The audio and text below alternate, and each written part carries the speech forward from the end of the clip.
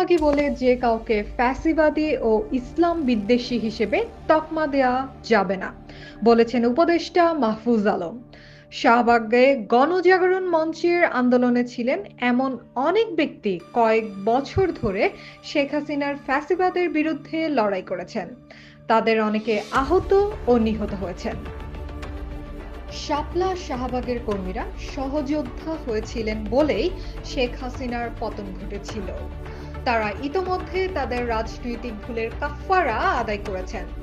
তাই অভ্যুত্থান পরবর্তী বাংলাদেশে শাহবাগ ও শাপলা এই দুই ভাগে জনগণকে বিভক্ত না করে সবাইকে গণতন্ত্র, আইনের শাসন এবং সহ নাগরিকদের সঙ্গে মর্যাদাপূর্ণ সংলাপ ও সংহতির দিকে এগোনোর আহ্বান জানিয়েছেন অন্তর্বর্তী সরকারের তথ্য উপদেষ্টা মাহফুজ আলম।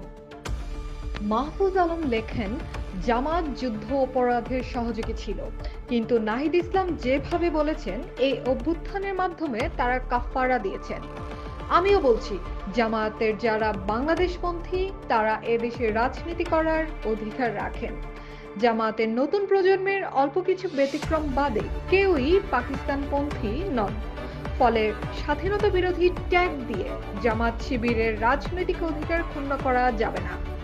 রাজনৈতিক ও আদর্শিক লড়াই করেই তাদের বিরুদ্ধে জিততে হবে।